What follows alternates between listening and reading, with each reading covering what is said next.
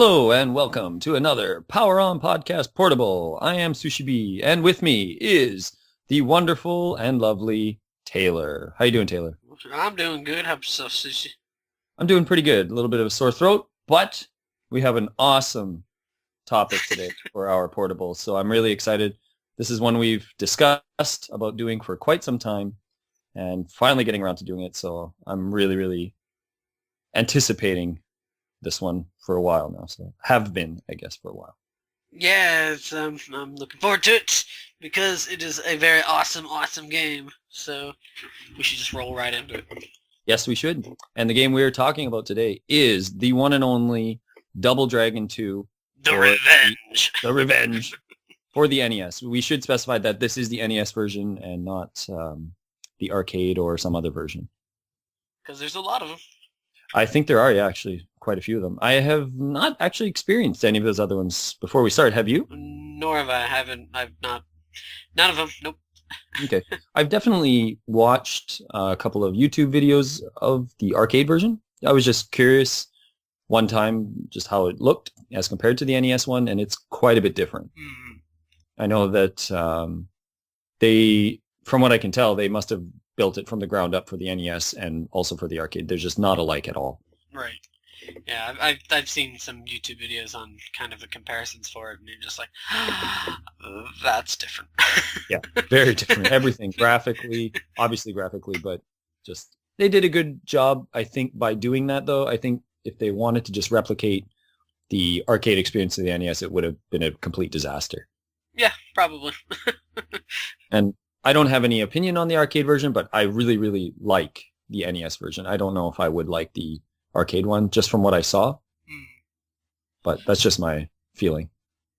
Yeah, I don't know. I'd have to give it a shot to see how I felt. But yeah, I really enjoy the NES one. And yeah, I guess real quick, game came out way back in good old 1989. Whew, so, that long now, hey? Yeah, that long. So yeah, long time ago. That's a long time ago. And I don't know, like, do you know who put it out in North America? I think Acclaim put it out in North America, if I remember. I remember, oddly enough, this is one of the few NES games I actually had. I remember getting into a car one day and just getting it handed to me out of the blue. It wasn't a birthday. Well, that was the thing. It wasn't a birthday. It wasn't Christmas. It wasn't any kind of special time of year. It was just really odd for me to get a present like that because I knew they were expensive and I didn't get them very often. So to just get into a car and then a Friday night be like, look, we got this for you. And like, what? Sweet, yeah. Two was one of those that I borrowed from the library. The good old library. The good old library, yeah. It had 1 and 2, so I would always borrow them, but as a kid I would mix them up. So yeah. I'd be like, I played 1 for a while, and I was like, okay, I'm okay with 1, but it's really bare bones. Yeah. I find, and I one time had borrowed 2, and I'm like, oh my god, 2 is so amazing. And then I would borrow 2 for a little while, then I wouldn't borrow it for a long time, and then went back to try to borrow it again. I'd accidentally borrow 1 again. I'm like, what the, god damn it, why is this not as memorable as when I played the, so as a kid I always mixed up 1 and 2 for some reason. That's interesting. Yeah, and I know they're not anything, well, I wouldn't say they're not anything alike, but they're just, 2 is just far, leaps and bounds so much better than 1, but I don't know. I like the first one, though, not to get too derailed, but I like the first one for what it offered. Yeah, I'm not saying it's like, I hate it. It's just more of 2 just felt a lot more fun to play, I guess. Mm-hmm. So, yeah. That's fair enough. So let's get into it. Let's roll. Sure. Let's do it. So this is a very good NES game. Very fun. This game also introduced finally the 2-player aspect that the arcade version for the first and second game both had. And unfortunately, the NES version did not for the first title. So it was really awesome that you could get this game, and now you could have the 2 players. Indeed. I actually, not too long ago, with one of my good friends, he came by and crashed at my place for a few days, and I actually downloaded it off of the Wii Virtual Console thing, and we played Mhm. together and destroyed it. It was so much fun. Yeah. It's just a blast to play. Odd story is actually my friend was visiting as well from actually from Canada. So this is a game we played a lot as kids, and it was really fun to fire up the Wii, and we just destroyed it as we usually did. It's great. It's one of these games that no matter how many times you beat it, you pretty much abuse the game to its core because you just learn how to do all the tricks of it. And it's still extremely fun. For sure. So why don't we get right into, I would like to start maybe with the stages of the game, Okay. since that's sort of a good way to break down how it all plays out and everything. Mhm. Now, what are your sort of basic thoughts on the stage designs? Let's forget about weapons, enemies, characters, just the stage designs themselves. I didn't mind the stage designs too much. I liked how it would go from the kind of like a, for lack of a better word, the 3D plane to Mhm. a completely 100% 2D plane for certain Mhm. times. I really didn't mind it. And the thing that kind of bugged me is when I get it doesn't bug me now, but when I remember when I would first play it, you would fall off really easily Yeah. at certain parts. So sometimes the the stages were a little wonky like that, but once you got adjusted to it, you're like, okay, I know what I'm doing. The only thing about the stage design that really needs somebody to be punched in the face is when you have to do platforming. Leave it at that, or? I guess for the aesthetics of the designs of each of the stages, I liked the variations of them. Except even with 4, where you go underground, it's still got a lot of nice little cool background imagery. I guess just cool background images and stuff. So it's not completely just boring. So. Yeah, a lot of stage interaction going on with a lot of the stages. Uh-huh. 3 is maybe the biggest interactive stage with the door of the helicopter that you get into continually opening. I don't know, maybe every 7-8 seconds or something. Maybe. Never really Yeah. stopped to pay attention, but something like that. The door will open at a certain time frame or interval. Right. Yeah, and that's And another thing. you could fall out, or some of the enemies could fall out. Right, and that's another thing is how short some of those stages can be. Cough, cough, Right. the third stage. Right. But I like that stage. It's really neat that it's presented almost in that letterbox format. Right. It's got a really neat presentation, and it's got a weird glitch to it that if the door's open and the music is playing as the door opens when the stage finishes, it goes into this weird, deeper sounding version of that song. I don't know if you've ever experienced that, but I don't... no, not that I'm aware of. it's a really weird sound. It just seems to be the music is almost being blocked by the fact that the door is open, because when the door opens, it makes that sort of weird, yeah, like a humming sound. So it seems like it's trying to carry over the fact that the stage music is trying to finish and move into the next song, but that sound carries over with it. It's really weird. It doesn't affect the game at all. It's just really strange sound. I see. I mean, what are some of the stages you enjoyed then? I really not necessarily the first half of it, but the second half of stage 7 I really liked. Okay. Just because stupid disappearing platforms. I liked stage 4 and as well as stage 5 because I like the forest kind of stages. The helicopter stage, even though it is just that one, is pretty cool.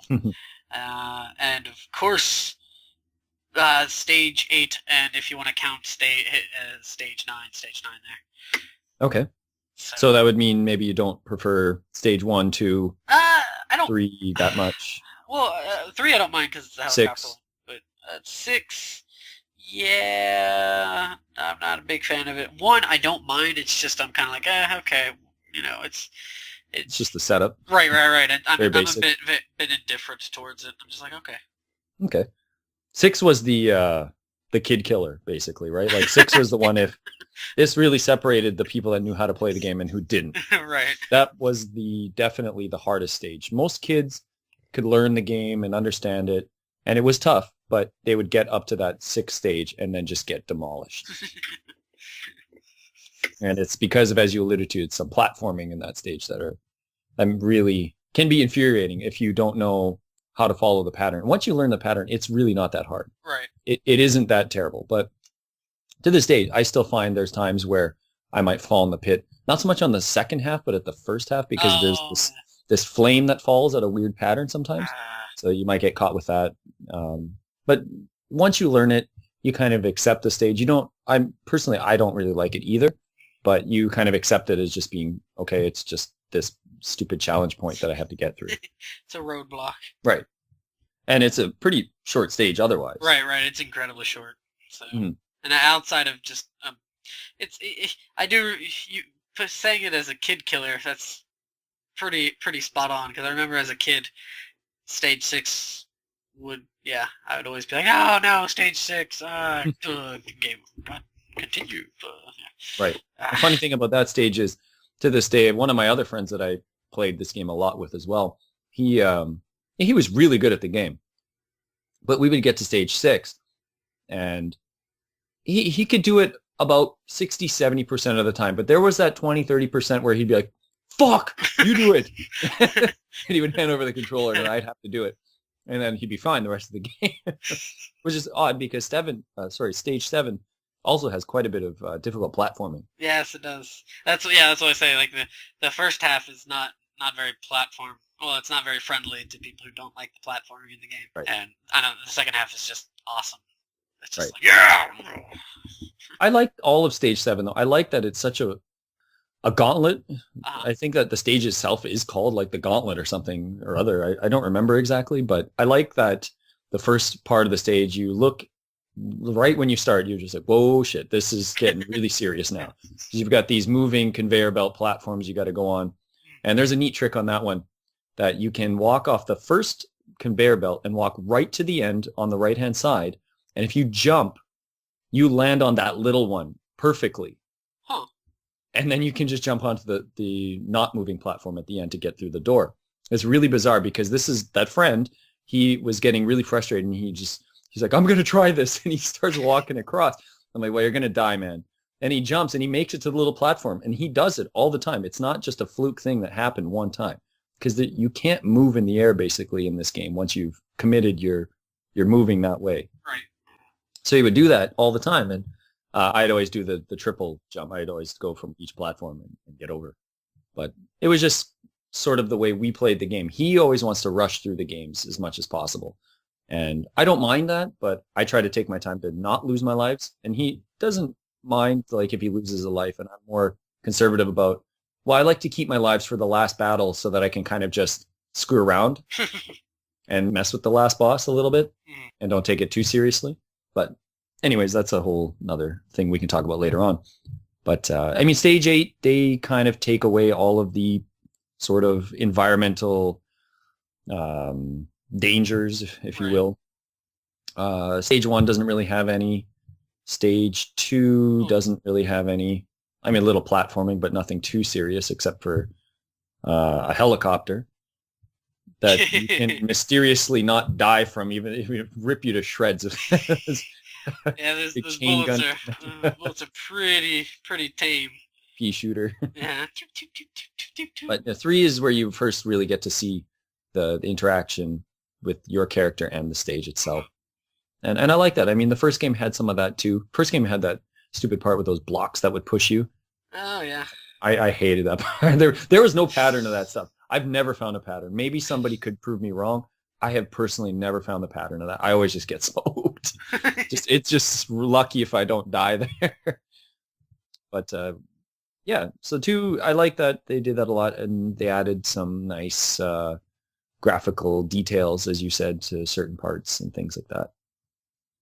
So yeah, that's a little look at the stages. What would you like to move into next, maybe? Let's get into the bad guys, I guess. Let's do the bad guys. Because we're doing the Taylor Top 10 Countdown. Oh, so this is your chance to rate all of the idiotic buffoon bad guys in this game. Sweet. I can't wait.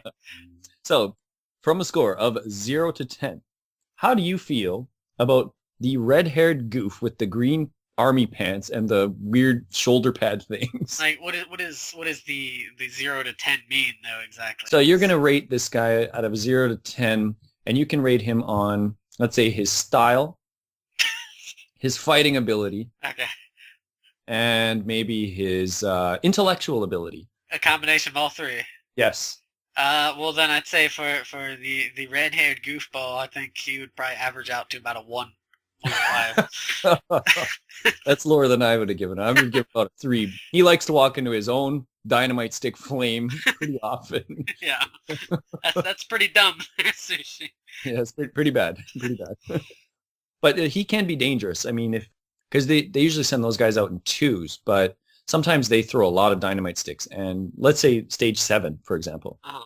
Near the end of stage 7, when they have the disappearing platform, and if you can't defeat those guys fast enough, you could get into some trouble there.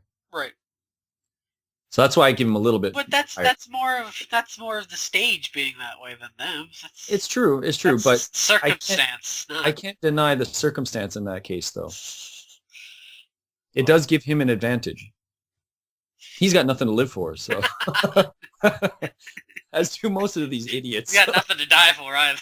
That's true. He's just there to compete. He gets a purple competition You participate. Participant ribbon. All right, so we've got that guy out of the way. All right. How about the red-haired, flat-top dude that does the cartwheels with the black muscle shirt and, what is it, green pants and blue boots or whatever? Yeah, I don't mind him so much. I'd give him a 4. Mm. Push him up there a little bit.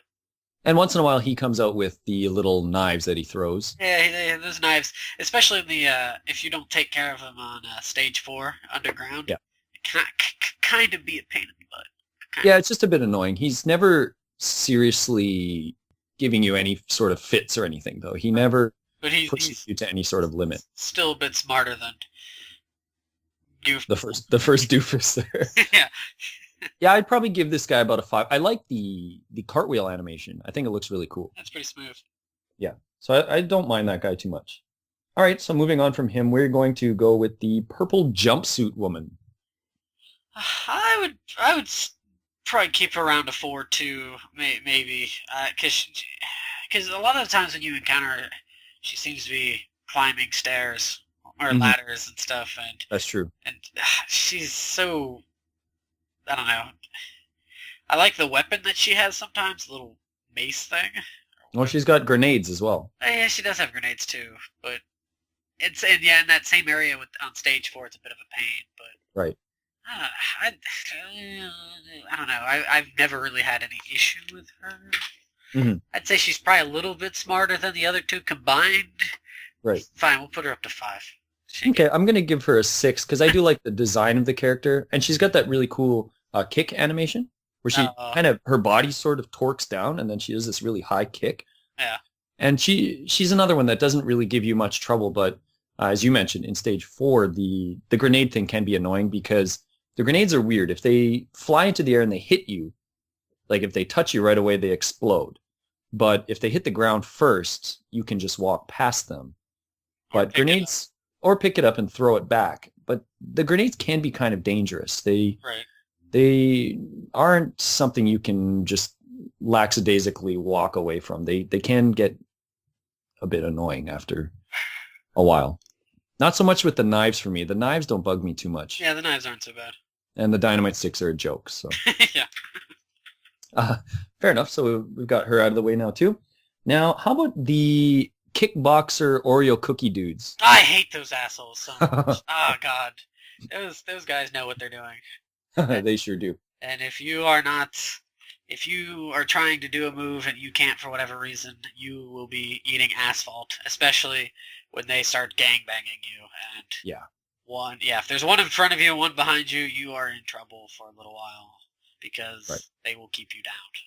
Right. They've got that little jab that kind of stuns you just enough where Billy or Jimmy kind of looks like they're almost going to throw up. Right. Like, they do that jab move. And as you said, if there's 2 guys, that first guy will jab you, and then the other guy will turn and do that kick, that sort of spinning kick move that he does. So they can be tough. I don't know. I don't know. I'd give them a 7.5 there. They know what they're doing.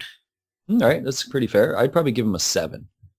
Not so great in the design though. Hey, they're just kind of messy looking almost. Oh, they kind of make me think of like those almost like a kind of like a offbeat cop, like not Okay. uniform in a way. So it doesn't really bother me so much. All right. And they just remind me of Oreo cookies. So, so we got those guys out. Now, how about the collie stick, mushroom-headed, green jumpsuit dudes? The Tomfa weird, Right, weird right. dudes. I thought they were collie sticks, but okay, whatever. Are they Yeah. collie sticks? I could be collie. They could be Tomfas. I don't know. They've got some sort of wooden type weapon in their hands. I don't think they're really that smart. I don't know. I don't know. I don't like their design very much either. Design's pretty bad. Yeah, I'm gonna throw. Yeah, they go under the bus. I'm going to a 5. Okay.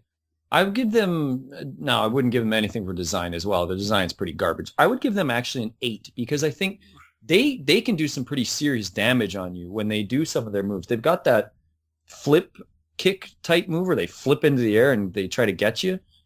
And they've got Yeah. that sweep move. The thing is they take off quite a bit of health if they tag you at all. If they tag you. Right. Now this can be remedied with a move that we'll talk about in a few minutes. A glorious move. Well, not so much that one. There's actually a better move for these guys. But anyways, that's beside the point. I think the other thing is if you try to get into the fisticuffs with them, if you just try to punch at them, you can do it. But I don't know if you've ever tried, but you start to see that you're taking damage as well as when you're hitting them. Really? Huh. I know. I'm usually trying to do special moves. Special moves? Okay. But if you get like a guy in the corner and you just want to kind of pummel on him, this is the one guy that if you start doing that, the other guys will just stand there and take the shots. But this guy, when he's doing it, you'll take slight damage and you probably lose about roughly a block. Huh. If you will beat the guy, you will beat him down and he will die, but you will probably lose about a block of health as well.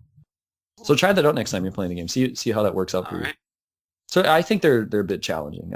I like fighting them though because they kind of keep me on my toes because they're a little bit slow when they walk, but once they start doing some moves, they're a bit of a challenge. I don't know. I don't because I'm trying to think. I remember fighting them in what, like the first time they pop up is in stage 6. The first time they pop up is in stage 5, right before the tractor thing comes. Oh, okay. Yeah, but yeah, they're not that bad. Right. Yeah, I don't know. I don't know. I've never really. I don't know. I'm gonna have to agree to disagree because I've never really found them that challenging, I guess. Okay. As a kid, I found them really tough. Much more so than the Oreo cookie dudes. Oreo cookie cops. I don't know. Whatever the reason, Oreo cookie dudes. They maybe because they are Oreo cookie dudes, and so I get hungry, and I'm like, oh, I need an Oreo, and now I'm distracted. It's possible. All right, how about we look at a couple of the more heavy hitter dudes, the bigger guys. So the first one we got there is the new and improved Abobo. That's a good question mark there. The improved. I don't know if it's improved. Now, what do you think about this design? I hate the design so much. I really do. I don't. Oh, fuck me. That design it scared me as a kid because it's like, what the fuck is wrong with this dude? I thought it was my uncle for a while. Now, it looks like he's wearing sunglasses, but I don't think he's supposed to be, right? I don't think so. And he's got this weird long mustache type thing on his face. And then he's got this weird sort of greasy long hair that doesn't seem to move. Like they took the exact design from the first game, the same Abobo, but they changed him to have white pants now with a light tint of green when he walks, and gave him this weird hairstyle to sort of say like, yeah, we've updated him, but they kind of haven't. They added a few more muscle ripples and that's about it. Updated him, upgraded him, and freaking nerfed him even more. So, oh my god. Yeah, he's a lot easier in this game. So easy. But that's what makes him enjoyable for me. He's got a really cool looking, not quite animation, but when you do knock him down, like when he's laying on the ground. Yeah. I kind of like I don't know how else I can put it, but just how it looks. It looks kind of like he's really been hurt. Like he's just flat on his back. And yeah. Your your face. Oh, whoa, whoa. Right, right. Yeah, So what are we giving him? I don't like him at all. He's getting a 2. Well, better than Better Dynamite Stick Doofus there, whatever yeah. they call that jerk. I wouldn't quite give a Bobo that low. I'd probably give him around a 4. I mean, he can be punishing, especially on stage 4. If you don't get to him right away on that stage, he can do some damage to you. And that throw that he has, I've definitely died a number of times being thrown off ledges and stuff. Just being careless, right? Right, Yeah, he's so easy, I can just beat him down. But I've definitely got caught and thrown over the ledge before. And I would be surprised if you said that you've never been caught and thrown. Oh, no, yeah, no. I've been caught and thrown many a times, but... Stage 5 is a classic one. Yeah. He always comes in pairs for some reason, too. Except for stage 4. Yeah, I don't know why. He just likes dying. I guess so, because he does it a lot. He likes getting beat up. All right, moving on from him. Now we have the speed demon sort of dudes. I don't know what else to call them. They're sort of these ninja type guys that are possibly the hardest characters to fight in the game. Yeah, they're pretty tough. They're especially when you get through stage 2 and you're like, oh man, that was an easy stage, and all of a sudden those assholes pop up and you're like, oh, this game is serious. Right. Now these guys you pretty much can't take down without any special moves. I mean, if you try to punch them, they've got that little knife that they have, and they have that weird little jab move that just knocks you down all the time. Yeah. And they can flip into the air, and they can throw shurikens at you, and heat-seeking shurikens, mind. That's too, and they can run really fast across the screen and just blast you. Yeah. So they're pretty tough. I mean, and they come in pairs too. Yeah, they're pretty rough. These guys, yeah, they're definitely their design kind of meh. It's not not bad, but not really anything spectacular. But I'd give, I don't know, probably like a 9. Yeah, I'd probably go 9 too. I like fighting them though. They're another one that it's nice to be really challenged sometimes in the game, and even though I don't feel that challenged by them, they are something that sometimes does give me a lot of frustration. All right, so jerks. All right, so moving on from them, we have one of my favorites, and that is Arnold Schwarzenegger from Commando. Now, if you've seen the movie Commando, there's a scene near the end of the film where Arnie's suiting up, and he's got just basically these combat fatigues, but what's the word I'm thinking of? The camo. Yeah, like these camo type pants that he puts on because he's going to go and kill about 150 dudes in this final scene. And they just completely ripped it off. It is so blatantly obvious. That's where they got this character design. Doesn't matter. Oh, it's awesome. It's great. And he's got some pretty devastating moves. He's got this cool little chop where he doesn't even move, basically. Just his arm only moves. One arm. He's got this big shoulder tackle where his whole body just like flips over, basically. That's about it, though, I guess, for him. Yeah, he's obviously a 10 because it's Arnold. Well, that's true. He's got a weird animation. I can never quite figure it out when he's laying down. Like when you do knock him down, you can see that he's sort of in the same pose as a Bobo. Like they've taken basically the same character sprite. But his legs always looked weird to me. Like was one leg supposed to be bent like at the knee and up or something? I couldn't quite figure it out sometimes.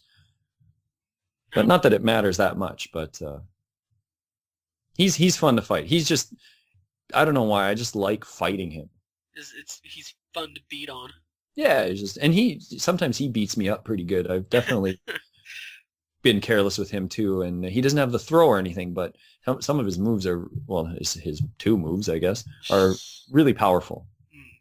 So if he does hit you with that shoulder check, I've had up to 2 blocks fall off. Ooh. So we got Arnie in there, Arnie from Commando, and the 2 that are left here. Well, this guy, I mean, he goes without saying. He's one that I think a lot of people remember if they have played Double Dragon 2, and that is Fat Helmet Dweeb guy. I don't know what to call this. Disappearing ass. The cyborg. Yeah, is he a cyborg even? Like, I what? don't know what the hell he is. I don't know. He's awesome because he disappears for no reason He's just and like, then just "Whoa!" and then magically reappears in And the it's like, exact same spot. why doesn't Billy and Jimmy just grab the mask and like throw it off the building? You know, see what smart Or ass. into the spike pit. I mean, seriously, like, oh yeah, okay, I'm gonna disappear, blah, and then you just grab it. And what kind of worthless fucking Step on that, powers? crush it. I mean, yeah, you don't even. Well, It's yeah, you just hold the mask over the freaking ledge, and then when he starts to come back, you just wait. just drop it. Yeah, seriously. I don't know. It's one of those just ridiculously dumb 80s type ideas where you're just like, this is gonna look awesome, guys. Just wait. So some Nailed it. developer was thinking this is gonna be amazing. We're gonna make this big fat wrestler type dude with red pants and blue boots and a helmet because helmets are awesome. And Helmets well, it are made him look apocalyptic. mysterious. Well, it made him look mysterious and sort of, yeah, he looks like a combination of, excuse me, the wrestler Big Van Vader and a guy from Mad Max. And he's fun to beat on too, right? Like, I love fighting this guy. I get really careless with this guy all the time though, because 'Cause he's on the so first stage, easy. he's so easy. I'm totally just trying to destroy this guy as badly as possible. And he's got the chop move as well and the shoulder check too. Yeah. So he's just pulling the Yeah, Arnie he has moves. that grab too, where he'll grab you. Right, and punch you in the stomach multiple times and then throw you. Yeah. And that can be dangerous, especially on stage 7. Oh yeah, that's true. But he's a fun one to beat on. What do you think about him? He's 10. no, he doesn't get that. He is too 80s for me to be I'd give him I'll be kind, I'll give him a 7. He's I mean, I'm just kidding. I wouldn't give him quite a 10. When you're saying he's too 80s, I mean, when you're saying he's too 80s though, and this is an 80s game. I mean, well, I know, but he's the tail end of the 80s, I guess. But yeah, he's everything that's wrong with the 80s. fair enough. I'd probably give him actually about an 8. But just because I like beating him up, not he's particularly smart or anything. He's definitely not smart. Not with this. And he's just a goofy design. Yeah. All right. And so the last one there we'll do is the Shadow Master. Oh snaps! He's a weird one just because we don't really get any sort of concept of him until the end of the game when he just kind of appears. Right. Which is fine. This isn't, an 80-hour RPG and suddenly, and he's the real final boss. We don't get that. It's just a beat 'em up, so it's not really detrimental to the story or anything. You're just like, okay, whatever, just another guy to beat up. I mean, he's got some cool moves for sure. He's got this sort of handstand kick move, which I really like. I think the animation's really neat for that. Yeah, he has that freaking moonwalk, not somersault, but handstand back thing. Backflip type move that he does to get out of the way, which can be quite annoying because he can move pretty fast. Right. And he moves across like the north and south plains very, very easily with that move. So it's kind of tough to judge where he's going to stop and things like that. He has this standing sort of 360 punch move, which he can also do by jumping, and he comes right at you, and that's extremely devastating. That can usually around 3 blocks for that, but sometimes 2 and sometimes 4. That's a really, really tough move to avoid sometimes too. Because he's just walking at you, and suddenly he just does it. Like shabam! It's like, oh, right. So shit. he definitely poses a lot of challenge if you're not too careful. Right. Yeah. If you are just kind of dicking around and not really. I don't want to say trying too hard, but if you're just kind of like, hey, if you're not purposely trying to kick his ass, or if you're just kind of goofing off, it could be kind of bad for you. Yeah, he can punish you pretty quick. Because he can do that, especially like in the first half of the fight when it's got that. Right. The shittiest music in the entire game. But then it By goes far into the like worst music. Oh, no, we'll get into that in a second. Okay, all right, okay, but yeah, that because he does that kind of like teleport thing, kind of. Right. Well, he disappears, and you see him. So. Pain in the ass. So what do you think for that guy? He kind of reminds me a little bit of the final boss from Trojan, and I don't know if you've ever played Trojan. I have not. Okay, well, the final boss from Trojan scared the fuck out of me as a kid, and as a kid playing Double Dragon, the Shadow Master scared me a little bit as well, just because it's like, oh, I'm finally at the end of this, and he's really kind of challenging for me as a kid.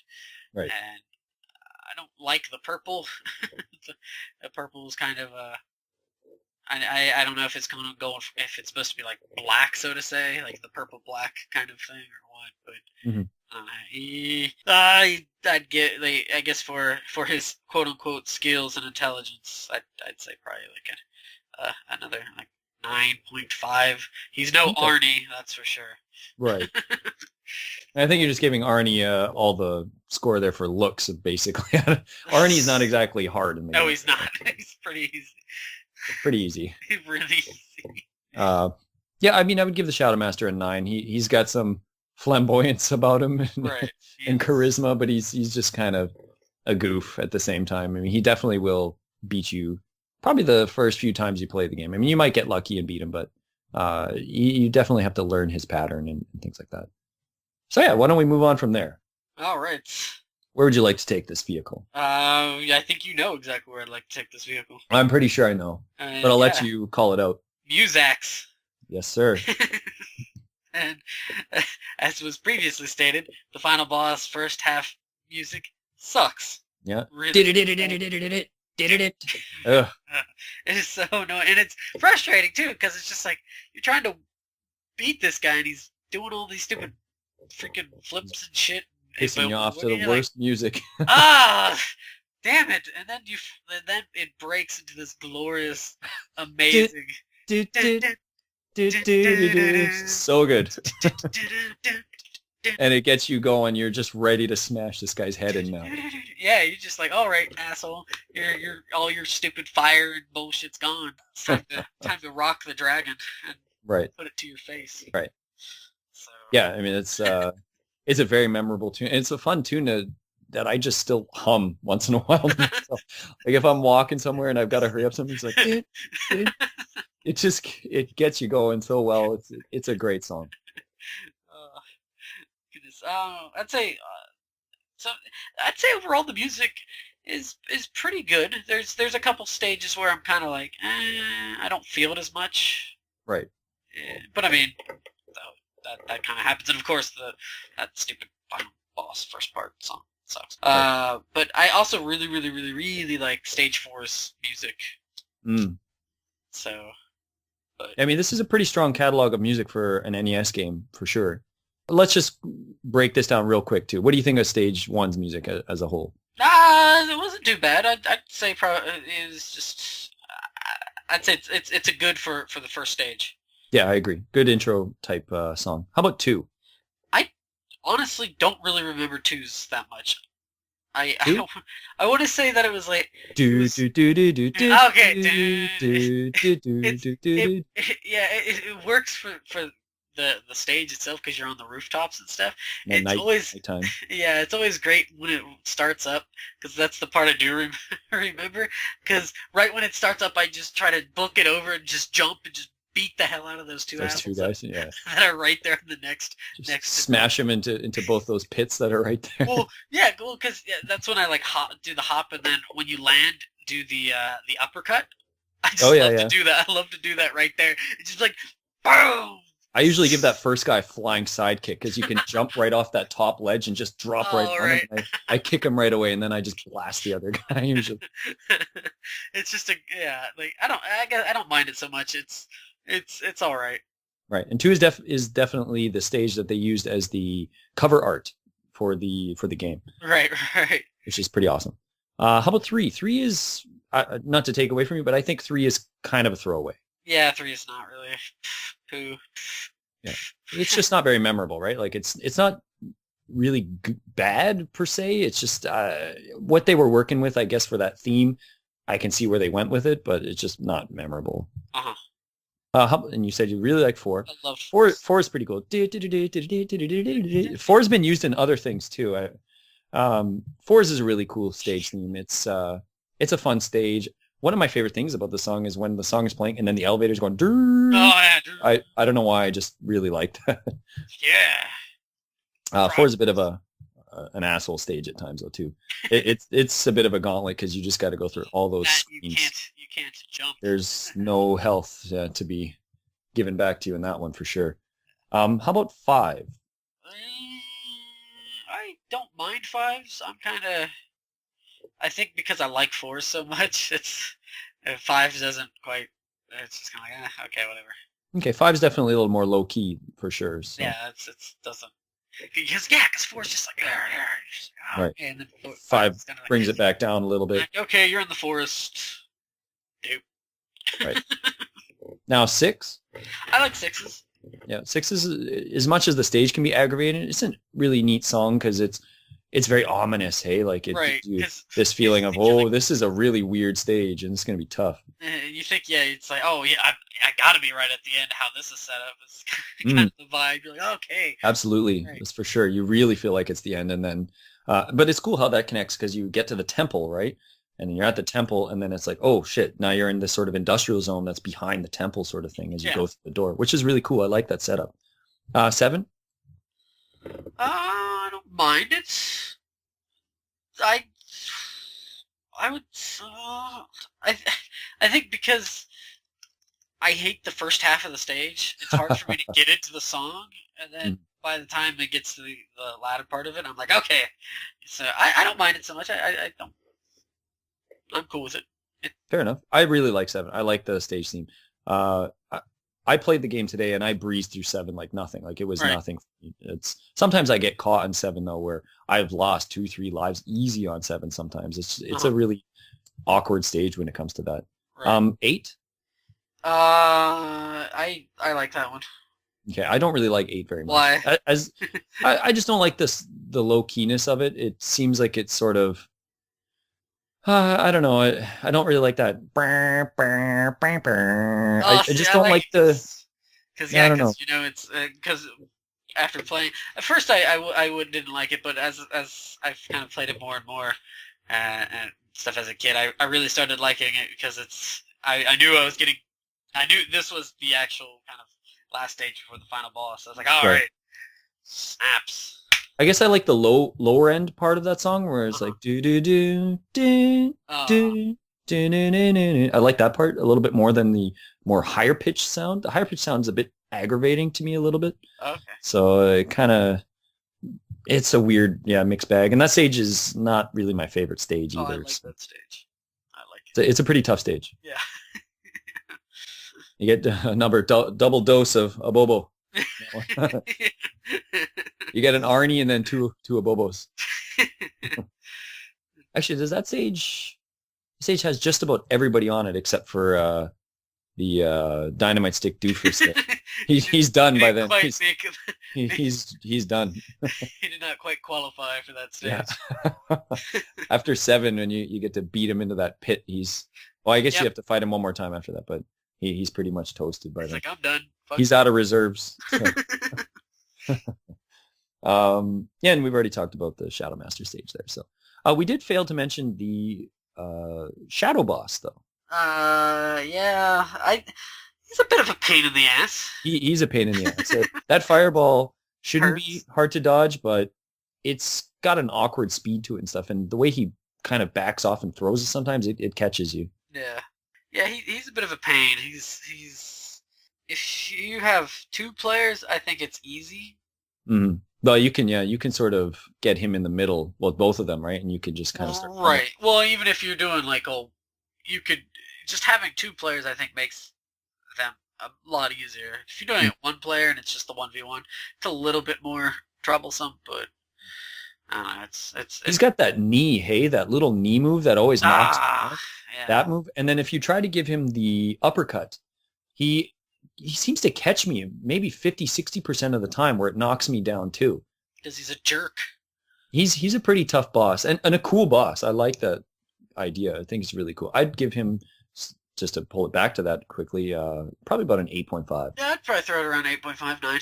Yeah, pretty cool boss. Really good idea. All right. Well, I think we are pretty close to wrapping it up, except for something very important. And I think you know what we're getting into here. Bring it. Do it.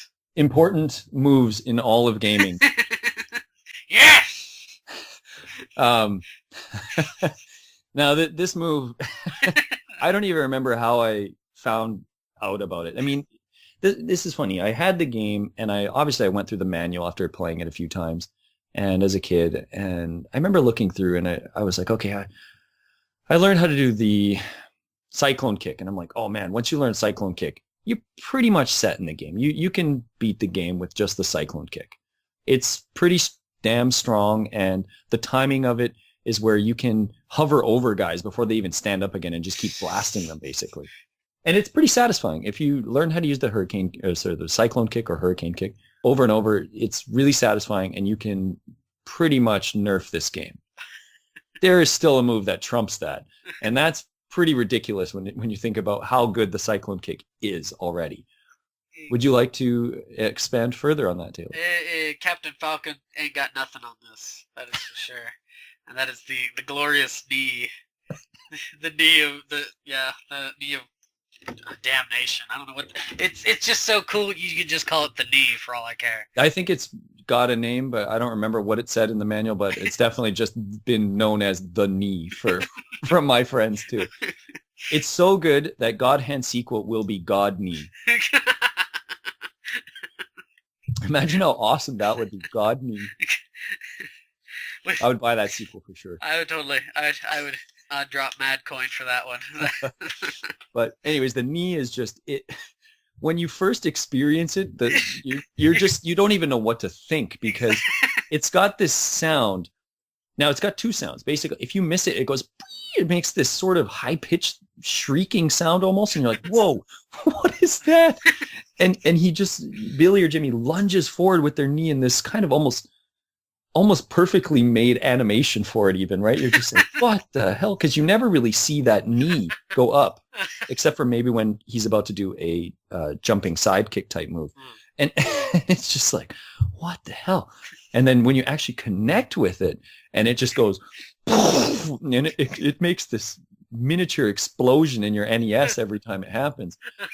It's just so unbelievably satisfying. Yeah, because the first time you do it, it rockets the enemy when it connects Across the screen. Yeah. And you're just like, what the fuck was that? Because here's this explosion, and then the character the enemy just flies off. And you're like, that was fucking awesome. And then you're right, and you're trying to figure out what happened and how to do it again, and then you figure out how to do it. Now, I'm really good at the game, not to boast too much, but I'm still not that great at the knee. It's one of those things that I kind of have to button mash to do it. I know what I'm doing, but I can't do it over and over and over again. I don't know about you, but I practiced to do it. That is I love that move too much to not do it. Over and over. Even on stupid doofus Dynamite Stick Boy, he gets the knee repeatedly. Oh, you would have enjoyed one of the knees he got today at my case. Well, I was like, when I started it up for this episode to kind of just, to kind of re-experience it, I was like, okay, he's getting the knee first off. I think for me, because I'm not that perfect at the knee, I think it makes it even more satisfying for me because I can't continually do it. I have this weird thing where I jump from the left-hand side to the right, and I seem to do it a lot easier than from the other side, which is really strange, but which is fine because a lot of the stages, when you do that, to blast the guy off of the screen and into a pit or something. So it's an awesome move. Today, I had a couple of great ones. I had, one of the most satisfying ones, it didn't happen today, is at the end of stage 5, when Arnie comes out, and if you can lure him to the edge of that sort of tractor thing, right, and if you can blast him off of that, and even if he gets up, it takes him a long time to come back onto the screen. That one's pretty satisfying. I like getting the fat helmet dude on stage 7. I got him today with that. The platform was disappearing. I blasted him off, and he hit the other side, and he kind of ricocheted off and then into the spikes. That one's extremely satisfying too. Fat boy off of the stage 1 top of the building. That's pretty satisfying as well. He just gets rocketed off. What are some of your favorite ones for that? Personally, I've always, like, I loved doing it on 2-player B version where you could beat the fuck out of each other and giving each other the knee. And right. That's always hilarious because you do that. I personally, I made sure to practice just getting the knee down and just doing that is I'll do it anywhere and everywhere. I don't care if you're the dynamite stick doofus boy or if you're Shadow Master. You're getting the knee. I of course much more of a gratifying thing when you knee them off the building or completely off the screen kind of thing. Into spikes or but yeah, just I got some good shots on the Shadow Master today. He got 3 in a row, and then I got the beautiful ending where you knee him, and then it goes boom, and it turns to black and white, and he just gets rocked off the screen. And that's really satisfying. But I do like getting him with the cyclone kick too. It looks kind of picture perfect as he's in the air and he's spinning, and it looks really cool too. So get him with the uppercut. So. I think I've hit him with a punch one time. It was just so strange. It was still satisfying in such an odd way of just getting him with a jab. But yeah, the knee. Oh man, the knee is just unreal. Such an amazing move. I think we're gonna have to make God knee. God knee. It's gotta happen. So yes, God bless the knee. So yeah, that's a pretty good look at Double Dragon 2. Is there anything else you wanted to touch upon there? No, we've touched the knee. That is all that. Touch the knee. That is all that needs to be said. Bow down and kiss the knee. Imagine how awesome that would be if you're on like a terrible date and like this woman was with a dude on a terrible date or something, and like she just got sick of the guy and just blasted him with the knee. Like, how great would that be? You know what's also really funny too for me is actually when I get hit and then I give the knee at the same time and you kind of get knocked back. Yeah, I like that too. That's a good one. That's actually kind of fun too. Because yeah, you kind of do this little poo, and then the other's like boom. Yeah, you're just like duh, and you fall over a little bit, and this guy's just going across the screen. It's almost as if the impact was so strong that you flew back a little bit even. This is great. It would be pretty interesting to see the knee in real life. Make it and what were you thinking? Why the knee, right? Like why they could have made it into some sort of have you seen the Superman punch move before? Like in MMA, there's this move called Superman punch where basically you're standing, and then you do this sort of lunging jab move. Okay. Like, why couldn't they have just done something like where you're like, boom, and like you just blasted the guy? Or why couldn't the cyclone kick just rocket guys across the screen? Or why couldn't you do like a running flying sidekick that could just jet people across the screen? Why did it have to be a knee? I don't know, but it's amazing. It's one of the most amazing things in gaming. But I'd be curious, why did they choose the knee of all? Yeah, of all of the weakest joints in your body, why the knee? I don't know. There are some other cool moves though that I guess just to quickly wrap up too is I like when you grab the guys and you can like elbow them in the head and stuff, and you got that giant kick where like the guy, your leg goes past your head, you kick the guy so far up. That's pretty cool. First time you see that, you're like, whoa, that's pretty cool. But those kind of over time, as you start to learn the knee and the cyclone kick, they don't really become that effective until maybe stage 4, but that's about it. The super uppercuts, I always like to do those because if you get knocked down or something, you're coming back up. It's like, hey, cockbag. Yeah, that's a good move too, for sure. And those are good if you kind of screw up a cyclone kick or something. You can always throw that uppercut still. Right. So it's a pretty good sort of safety device for you. Yeah. We didn't really touch on negatives, but one negative I guess could be the button scheme is a bit awkward at first. It is, but I think if you play it, 20, 30 minutes, you get used to it pretty quickly, I think. Yeah. But yeah. One of the biggest problems is that the game ends.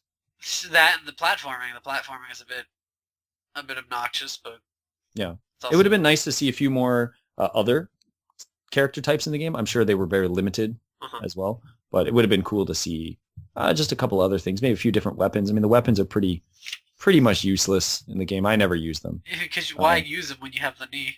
Well, yeah, or even the cyclone kick or whatever. Right. Just, I don't know. They're more just for show, right? It's for the enemies to try to beat you with. That's kind of weird. They took out. No, they're going to need it. All right, they're going to get need. Kind of weird. They took out things like the baseball bat, which seemed kind of classic. But, yeah, I don't know. They had that pipe thing in there. Yeah, the pipe thing's kind of cool because you can flip it across the screen and It's just, hits the guys like, duh.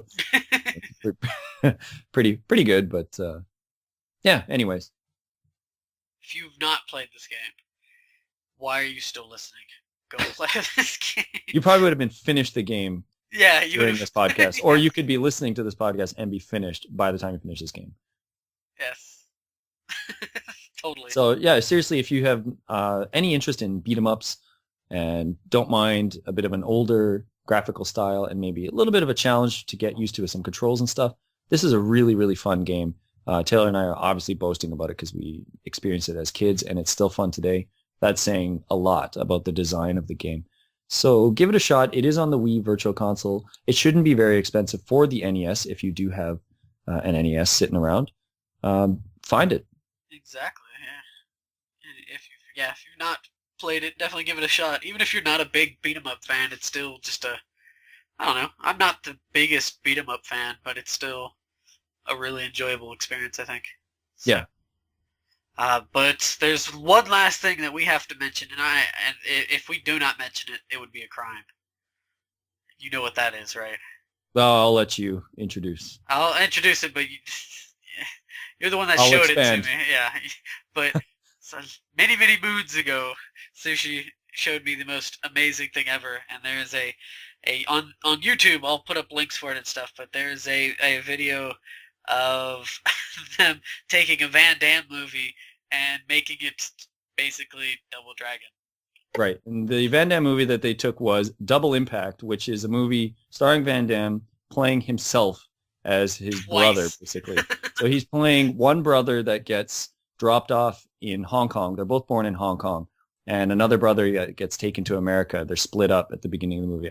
Not that I'm going to ruin the plot so much, but anyways, they do get split up, and then they get reacquainted after X number of years. I don't know. I guess they're in their 20s, and they have to fight it out together to, yeah, again, the plot is just, it's so pointless, basically. It's just Van Damme being himself twice. One character is really smooth and suave and is street smart because he lived in Hong Kong. The other one's a pretty boy exercise instructor and blah, blah, blah. So it's a fun, dumb movie, but somebody got the absolutely ingenious idea of taking that concept and making it into Double Dragon. And they took basically, I think it's only Double Dragon 2. Yeah, it must be only Double Dragon 2. I think it is, yeah. Yeah, I don't think they put any other elements from the other games, but they took the NES Double Dragon 2 music, and they've put these sort of health bars on the bottom of the screen. And what is it, maybe 10 parts or something? I think about 10 parts, yeah. Something like that. And it's really funny, and it's kind of awesome. Even if you haven't seen the movie, you don't have to see the movie because it's just really amusing to see the way this is all being played out. And I know you have linked this before on another podcast that we've done. I don't remember which one, but I know you have linked it before, but it definitely should be linked again because you haven't seen this. It's pretty damn funny and very much worth your time. If you like Double Dragon or Van Damme, or even if you don't like either, it's still pretty entertaining. It's still pretty funny. Yeah, definitely. It's really funny. It's the amount of work that person went through to put that together. I don't want to even think about it. Yeah, it might not have even been that much, honestly, because I mean they just basically put the movie in, put the music. Yeah, but I mean to put in the sound effects of like, yeah, that's pretty damn awesome. The machine guns, helicopter, and it's pretty great. It's really good. Definitely, if you've not checked it out, check it out because it's hilarious. Sure, and if you're not even that interested, you could just watch one of the parts and get the gist of it. So right, and then you can tell us how unfunny it was. Sure, if you really think it wasn't that funny, but that'd be too bad because I think it's pretty damn hilarious. So yes, definitely let us know your feelings and thoughts on Double Dragon 2, The Revenge. Or the NES. For the NES and whatnot. Let us know, and if you've not played it, play it and let us know, because seriously. It's a good one. It's great. If you haven't heard it, if you're just now turning in, I don't know how that would be, but if you're just now tuning in, it's a good one. So, okay, yeah. I think that wraps it up. All right. So thanks again for listening to another episode of Power On Podcast Portable. We hope you guys enjoyed it. And go out and play Double Dragon 2, The Revenge, if you've got the time and the money, and experience it for yourself. So for Taylor, Murugar553, and for myself, Sushi B, thanks again, and we'll catch you next time.